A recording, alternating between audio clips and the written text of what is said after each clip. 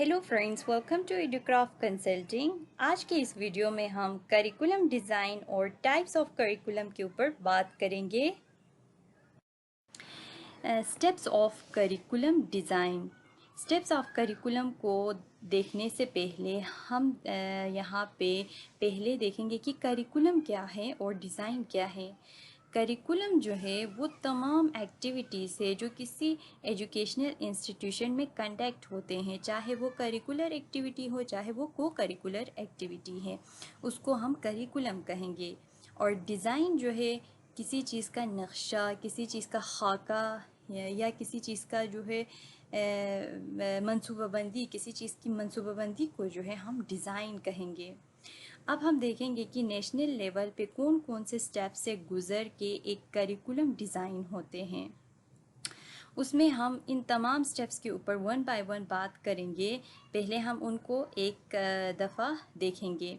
सबसे पहले है डिफ़ाइन ऑब्जेक्टिव्स, फिर इसके बाद अंडरस्टैंड यूर ऑडियंस, फिर डेवलप कंटेंट, फिर इसके बाद सिलेक्ट टीचिंग मेथड्स, फिर इसके बाद क्या करते हैं क्रिएट असेसमेंट, फिर इसके बाद प्लान रिसोर्सेज इन मटेरियल्स, फिर इसके बाद इम्प्लीमेंट एंड मॉनिटर, फिर रिव्यू एंड रिवाइज, फिर डॉक्यूमेंट एवरीथिंग।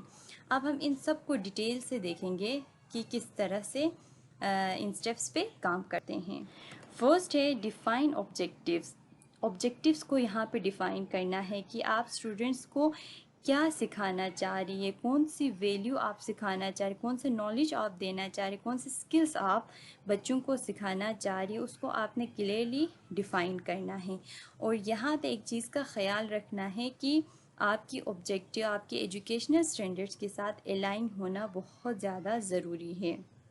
हर कंट्री के जो है अलग एजुकेशनल स्टैंडर्ड्स होते हैं, उनकी आइडियोलॉजी के ऊपर डिफरेंट स्टैंडर्ड्स होते हैं, तो ऑब्जेक्टिव जो है आपके एजुकेशनल स्टैंडर्ड्स के साथ अलाइन होना ज़रूरी है।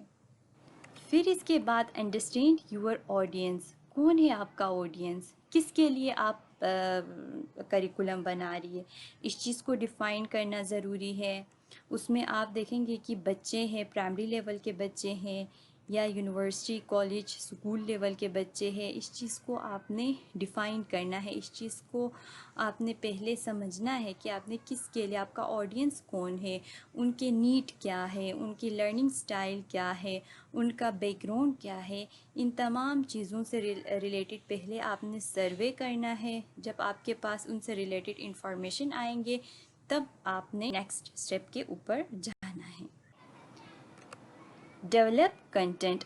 अब जो है कंटेंट को डेवलप करना है। कंटेंट डेवलपमेंट में जो है आपने ऐसे टॉपिक को सिलेक्ट करना है जो आपके ऑब्जेक्टिव के साथ अलाइन करता हो, मैच करता हो। दूसरी चीज़, आपने जो भी कंटेंट आपने सेलेक्ट की है उसको आपने लॉजिकली अरेंज भी करना है। जैसे सिंपल कॉन्सेप्ट को पहले रखेंगे, फिर इसके बाद कॉम्प्लेक्स कॉन्सेप्ट की तरफ जाएंगे। इस तरह से आपने इस स्टेप में अरेंज करना है। फिर इसके बाद सिलेक्ट टीचिंग मेथड्स। आप उस टॉपिक को, उस कंटेंट को पढ़ाने के लिए कौन से टीचिंग मेथड सूटेबल है उसको भी आपने डिफ़ाइन करना है। उसमें आपने देखना है कि इंडिविजुअल टीचिंग बेस्ट है, लेक्चर मेथड बेस्ट है या ऑनलाइन टीचिंग बेस्ट है। इन तमाम चीज़ों को आपने वहाँ पे डिफ़ाइन करना है। फिर इसके बाद क्रिएट असेसमेंट। किस तरह से आप असेस करेंगे बच्चों की लर्निंग को। आप फॉर्मेटिव असेसमेंट के ज़रिए से करेंगे, जैसे क्विज़ वगैरह, क्लासरूम में फीडबैक लेके, या समेटिव असेसमेंट के ज़रिए से करेंगे। समेटिव असेसमेंट यानी साल के एंड में जाके आप उनको असेस करेंगे कोई पेपर वगैरह देके। इसको भी डिफ़ाइन करना है उसी करिकुलम में। फिर इसके बाद जो है प्लानिंग रिसोर्सेस एंड मटेरियल। इसमें क्या करना है, कौन कौन से जो है मटेरियल, टीचिंग मटेरियल इस कंटेंट को पढ़ाने के लिए ज़रूरी है। जैसे टेक्स्ट बुक आप देखेंगे, फिर इसके बाद लर्निंग जो ऑनलाइन जो मटेरियल्स हैं उनको, रिसोर्सेज को आप आइडेंटिफाई करेंगे कि ये रिसोर्सेज इस कंटेंट को पढ़ाने के लिए ज़रूरी है। इसके अलावा जो जो टेक्नोलॉजी जो आईसीटी इस टॉपिक में यूज़ होता है, उन तमाम चीज़ों को आइडेंटिफाई करना है और उनको भी मेंशन करना है। फिर next step, implement and monitor. ये बहुत इम्पोर्टेंट स्टेप है। यहाँ पे क्या करते हैं, पायलट टेस्टिंग। इम्प्लीमेंट, आपने जो बनाया है करिकुलम, उसको आपने इम्प्लीमेंट करना है पायलट टेस्टिंग के ज़रिए से। पायलट टेस्टिंग क्या है, उसमें आप जिस क्लास के लिए भी आप करिकुलम बना रही है, उसको आप सेम क्लास के बच्चों पे आपने इम्प्लीमेंट करना है। इम्प्लीमेंट करने के बाद जो है उनसे आपने फीडबैक लेना है। इम्प्लीमेंट में क्या करना है, आपने जो कंटेंट बनाया है उसमें जो टीचिंग मेथड, असेसमेंट सिस्टम आपने रखा है, रिसोर्सेज, टीचिंग रिसोर्सेज वगैरह, मटेरियल्स, ये तमाम चीज़ें जो है सूटेबल है या नहीं, इसको आपने यहाँ पे चेक करना है। फिर इसके बाद वहाँ के जो टीचर्स हैं, वहाँ के जो सुपरवाइज़र है, स्टूडेंट्स हैं, उनसे फीडबैक लेना है। बात नेक्स्ट स्टेप में रिव्यू एंड रिवाइज।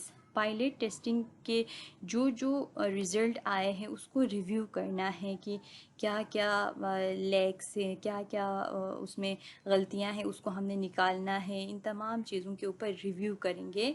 देन जो जो चीज़ें निकालने की चीज़ें हैं उनको निकाल देंगे। फिर इसके बाद जो चीज़ें ऐड करने की ज़रूरत है उन चीज़ों को ऐड करेंगे।